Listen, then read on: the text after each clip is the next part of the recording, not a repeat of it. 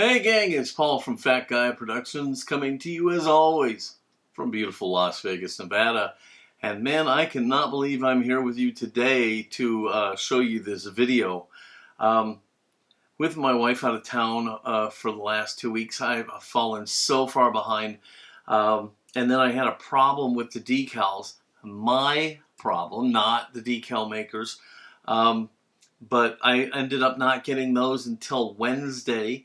I had to post the Christmas video yesterday, which was Friday, and I had to post this video today, which is Saturday.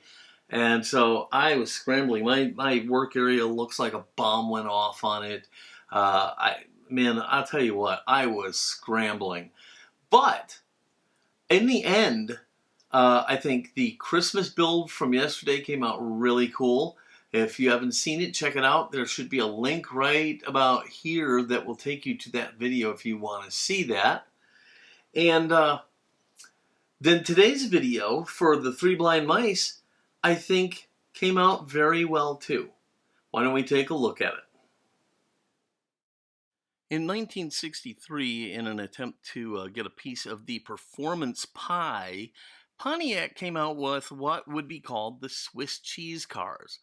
Here you can see the frame of one of the cars and understand where it got its moniker. Essentially, it was a Pontiac, it was a Catalina, not a Grand Prix, but it offered a lot of features to make it good for racing in addition to a big power plant. You could get things like plastic windows, thin gauge steel fenders, and of course the infamous Swiss cheese frame, which looks like it wouldn't hold anything together.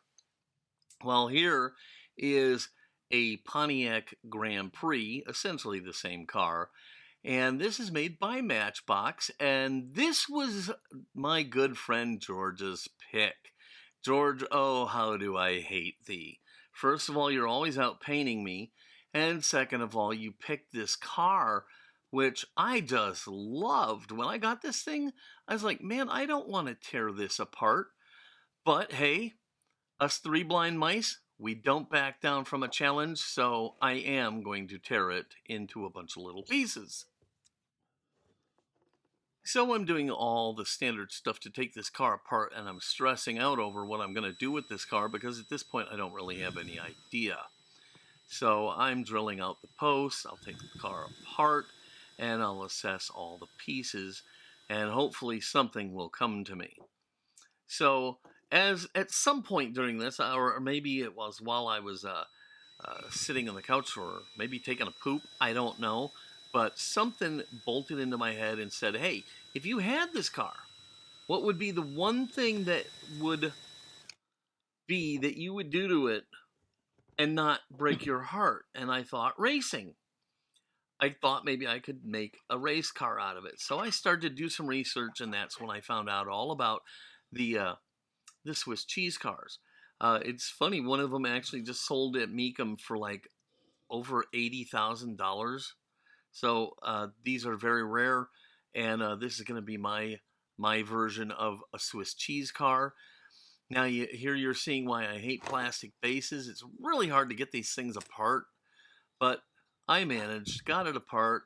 It's got the plastic base, and for crappy wheels, crappy Matchbox wheels, they're actually pretty nice looking. I like the wheel on these.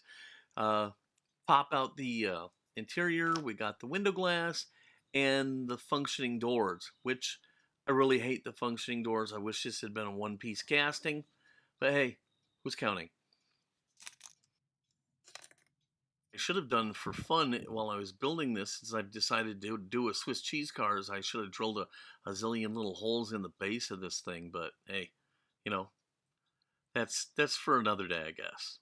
All right, so I'm even going to take the doors off. I personally find it a little bit easier to paint them off. Sometimes you can get a little bit of a color variation that way. You know, I'm not going to sweat it. It's going to be a race car, and race cars aren't known for having show car paint jobs on them. So I've got everything taken apart. I have my warm liquid goo stage here, and everybody into the pool. There goes the body. And lest we forget door number 1, bloop, and door number 2, bloop. There we go. We'll put that aside and let it eat the paint off of there, and we can go ahead and forge ahead. All right, this has been a little while down the road. The stripper should have done its work by now, the warm liquid goo, so we'll go ahead and pluck all the parts out and see what we have. Hopefully it'll all just slurm right off and we can take her to the sink.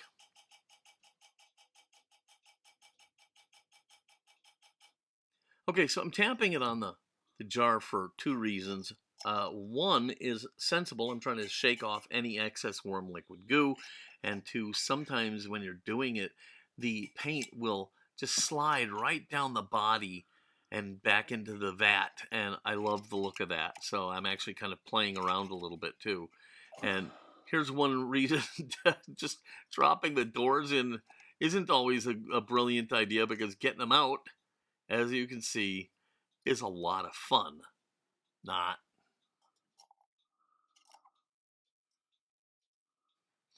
Okay, if I ever manage to get this door out of the goo, we will brush everything down lightly right here, and then we'll take it to the sink where we will wash it under some warm soapy water and brush it down some more, and then we can take a look and see what we have. All right, the car is apart, stripped, cleaned, and put aside. So we're going to turn our attention to this base. And these wheels are just held in by 3 little kind of crimped over little pieces of plastic. So all I really got to do is just trim away one piece on one side, and then I can pop the axles out. So that's what I did. I took a little sharp X-Acto knife, trimmed away the one piece, and the axles pop right out. Throw them off to the side, because as much as I do like the look of those wheels, they're not going to work with what I'm planning to do here. All right, we can put the base aside, and we can take the clean and prepped body and head over to the paint booth. We're going to start by misting everything down with a little bit of water, just to help keep floating woolly boogers from flying around and landing in our paint.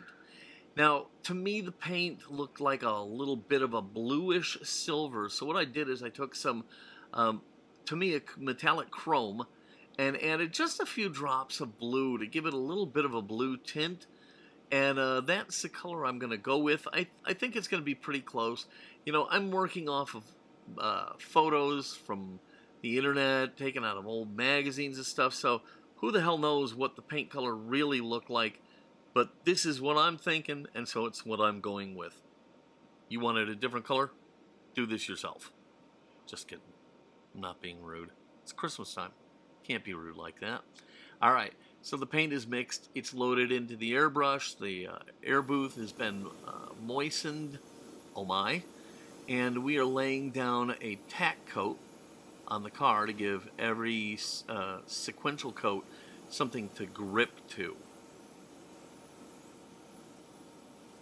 By now you should just be really sick and tired of hearing how I lay the paint down with the tack coat, and then a few medium coats, and then the heavy wet coats. And that's what I'm going to be doing here. And, you know, I guess I'm just going to repeat myself. And someday it'll all click. It'll be perfect. Life will be grand.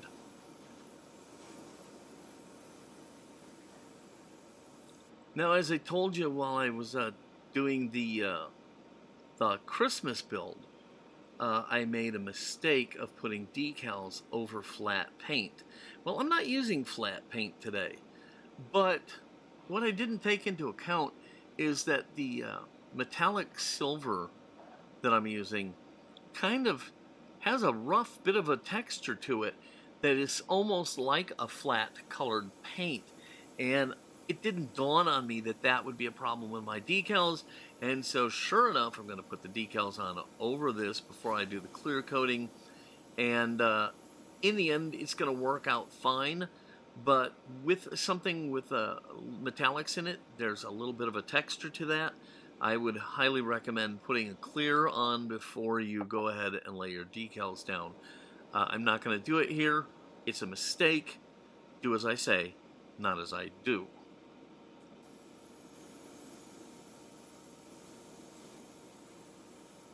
Now, like I said, the little pieces like doors or hoods or anything like that, I'm painting today separately. But if you really want to get some consistent paint, what I should have done is I should have put on the initial layers of paint, let everything dry, then put the doors back on the car and give the final coats over the top of the entire car as one whole unit. That's what I should have done. I didn't do it. It's going to work out fine here, but it's not the best way to do it. You stand the risk of being able to see different colors in the paints when you transition from the doors to the fenders. Um, but hey, it depends on what you're going for. So it's your call, but that's the right way to do it. So while I lay the rest of this paint on, let me just tell you what happened with the decals. Um, I ordered them before the 1st of December and just never saw them. And I got to a point in the car where I was going to need the decals soon, and I was really stressing out because I never saw them in my mailbox. And so about a week out before this car was due, I wrote to the decal guy and said, what happened? And he said, well, I sent them out on the 2nd. So I'm in a real panic. I said, well, I haven't seen them yet. And he sent me another set. But I had to wait for them to get there. Well, it was getting so critical, I decided to search everywhere. And sure enough, I found them in my car under some presents. And damn it. So now I've got to write him back and say, hey, charge me for that other set because it wasn't his fault. And now I'm so late, I'm scrambling, and it was just a real nightmare. But I gotta tell you, he made some really killer decals. I did the artwork in Adobe Illustrator off of the real Swiss cheese cars, and sent him the artwork. He printed them up, and you'll see, they look amazing. It really came out great. Now, because I do have some decals that will transition across the doors into the front fenders, I need to put the car back together. And maybe for some of you agile young bucks out there, maybe putting these doors and everything back together is easy. But for me, with my big bumble fingers, this is a real challenge. Um, I feel like a two-fingered monkey peeling a banana or something like that. It's just not good. But I did discover one thing. I learned how to put the spring back in. Grab the spring on one of its arms with a pair of needle nose pliers. Hook the other end into the door and around its post, and then while using the needle nose pliers, you can bend and position the other side and pop it into place. It works great. And you see what I'm doing is I'm holding the car and the doors in place while I'm doing this with my free hand. And it worked really fantastic. I can't begin to tell you how much, though, I wish this had been a non-door casting, especially with the path I'm traveling here. Um, no doors would have been better. And I think the color worked out really, really, really well. I like the little hint of blue in there. Okay, so here's my sheet of decals. When I order custom decals, I always get 2 sets to cover myself in case I screw something up. So there's 2 sets here. As to applying the decals, first get them cut apart and then trim them as close as possible to the actual decal itself. The closer you get, the less obvious the decal will be. So take your time. Use a magnifier if you need to, but trim these down really, really well before you start to put them down onto the car. These decals, they're red and white and blue and all this stuff, but on the same sheet were the decals for the Hollis wood truck, and they were all white, and boy, was that tough to trim these down. The white really is hard to see even against this light blue background. So it really put a test to my old eyeballs here. Anyhow, so I've got the decals cut out. I've got them all trimmed down. And what I'm going to need is I'm going to need the car, a little paper towel, a little brush for water, some decal tweezers, some setting solution, and a little bowl of water, and it's a toothpick. I really find a lot of use for a toothpick and some cotton swabs. So I'm going to dip the decal into the water, set aside to soak, and you see I kind of cut wrong here, but you know, I got that first one on anyhow. So like I said, we stick the decal in the water, let it soak, and then what we can do is we can take our brush and put a little bit of water down where the decal is going to go, right? Because we don't want it to get on there and just stick down immediately, because that can be a real headache. So this decal's been sitting long enough. We'll slide it off the paper backing just a little bit, and we'll grab it with my decal tweezers, and we'll rock in over here, and we'll touch it to the door. And you can hold it down with your finger or the toothpick or whatever, and just slide the paper backing out. Now we'll use my finger and a little bit of water and the brush and the toothpick to get this in the perfect position. And once it's in the perfect position, we can actually use a cotton swab to go ahead and wipe away any of the excess water around it. And then we'll let it sit for a little bit, and then we can go ahead and apply some setting solution over the top of it. And that'll really stick it down super nice onto the car. Now here I'm putting on a piece that's going to transition that door. It's going to go from across the door into the fender, and I will slice between this after it's kind of dried down there so I don't mess with it and move it or anything like that. I'll just take a really sharp X-Acto and very lightly and carefully cut it in half.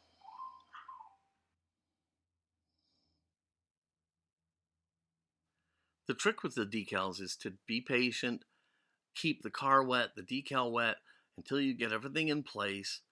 Then very carefully absorb the liquid from around the outside of the decal, trying not to touch it, and let things dry. So I'm not going to tackle the other side of the car until these have settled in. All I stand to do is screw up the car if I try and push a bad position. So take your time.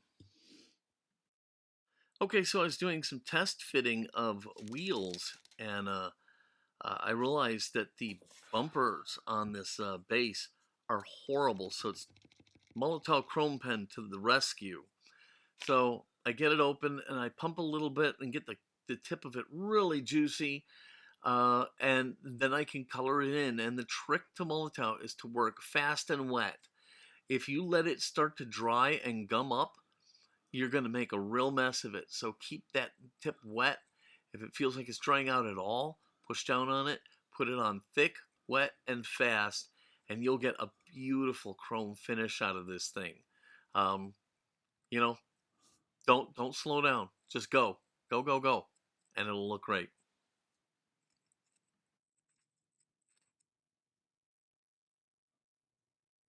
While we're talking about the Molotow chrome pens, let's also cover the fact that these take a while to dry. You're not going to want to touch this anytime soon, so stay away from it. Put it aside, forget about it until it's nice and thoroughly dry. As to airbrushing this on, if you buy the refill, it's easy to put it into your airbrush. It needs no thinning. It airbrushes on very nicely. What you need to do is you need to turn your pressure down really low and spray fast and wet. And if you do that, you're going to get some beautiful chrome out of this Molotow. Okay, the base is set aside to dry. The body is dry, the paint is dry, the decals are dry, everything's dry, and now we can go ahead and turn and put a nice, beautiful wet coat of gloss clear over the top of everything. This will lock in the paint and the decals and everything and really give us an amazing glossy wet shine on our car. So to do that, I'm using my airbrush, of course, and I'm using Bright Vision's clear coat. I've added the hardener to it, probably more than the instructions say. I think it gives it a glossier and a faster drying finish. And I'm going to lay the clear coat down just the way I would with the paint, starting with a tack coat, some medium coats, and then some wet coats.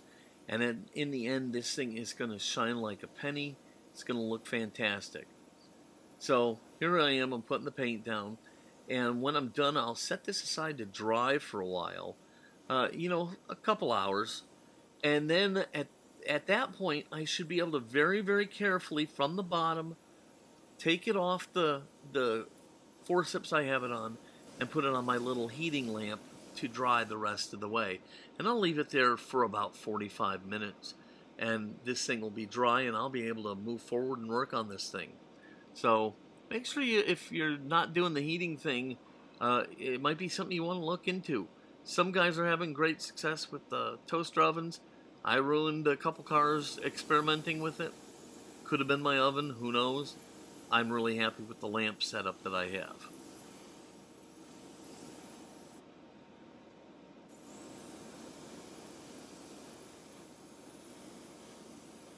By now you should have figured out that I'm a real dumbass, and I'm doing all this work to the body only to find out that I did the same mistake I did on Holliswood's truck.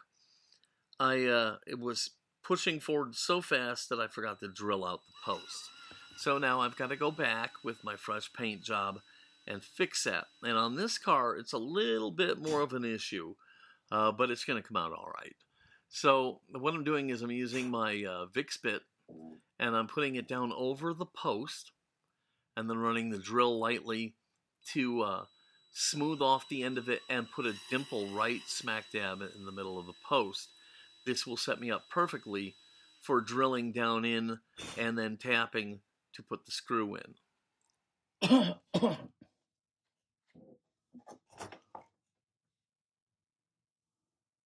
Alright, with the post cleaned up, I can go ahead and switch from the Vix Bit to a tiny little drill bit. And I'm going to fix that up into my drill so that I can drill out these posts. It's really imperative that you drill slow and smooth and steady. You can break your drill bit, or you can blow out your post. All of them are a headache. So, just take your time here. You don't need to bear down too much. Just enough pressure to let the drill bit do its thing. So we just line it up in that little dimple that I made using the Vix Bit. And then I can go ahead and just slowly drill down into this. Now, some of these posts can be really short. If that's a problem, make sure you mark your drill bit with a little piece of tape or something so that you know exactly how far down you can go. All right, so we got that done, and that's going to set us up for tapping out the post using our Bright Vision tap handle, which incidentally took and converted me from a non-tapper to a tapper. So a little dab of oil in each post to help with the tapping process. And then we can go ahead and get these tapped out. And trust me, what it does is it makes putting the car together so much easier. And really, if you think about it, that's where so many bad things can happen. You're just taking one more potentially disastrous thing off of the table, So why not do it this way?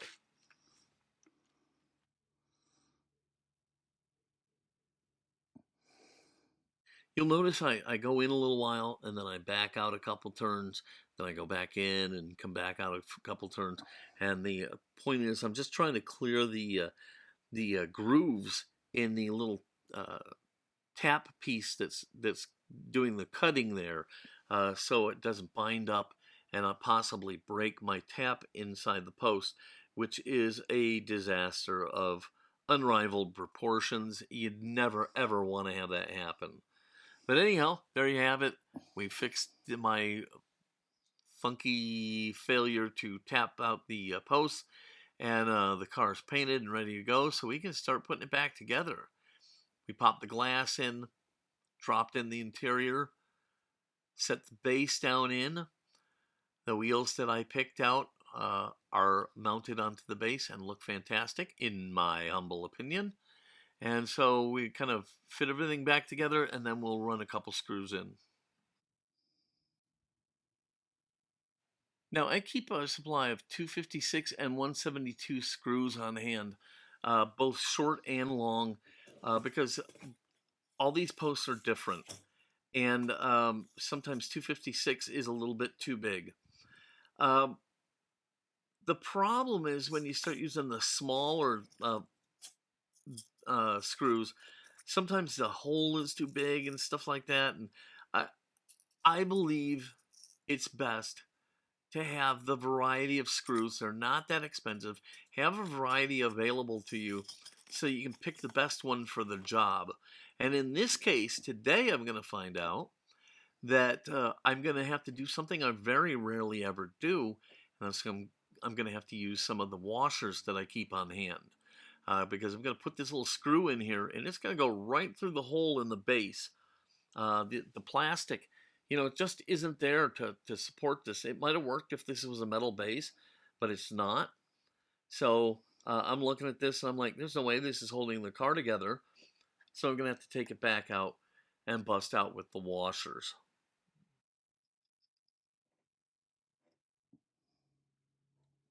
So back into my little stash and dig down, and there is my little container of very tiny little washers. All of this stuff, everything in that little drawer is available at Bright Vision.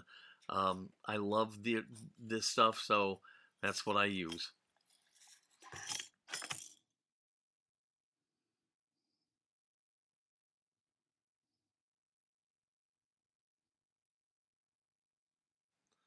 All right, with the washers on the screws, I can put them in and screw this car back together. And ultimately, we're pretty much going to be done right after this. And we can step back and take a look at the fruits of our labor, my version of the Swiss cheese cars. I hope you liked it.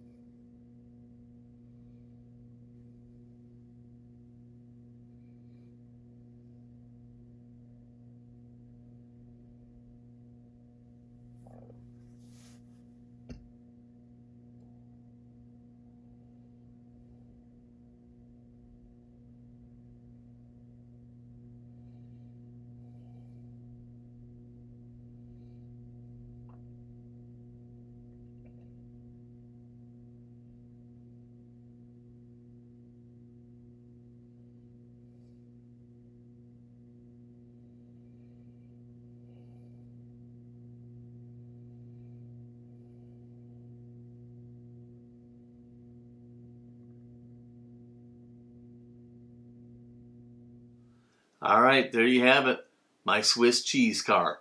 It was a lot of fun, and frankly, because I liked that casting so much, this is about the only way I could have done it that didn't hurt my heart. I really, really love this little car, and I bought a second one to keep original because I really loved the way it looked. It was one of the better Matchboxes I've seen.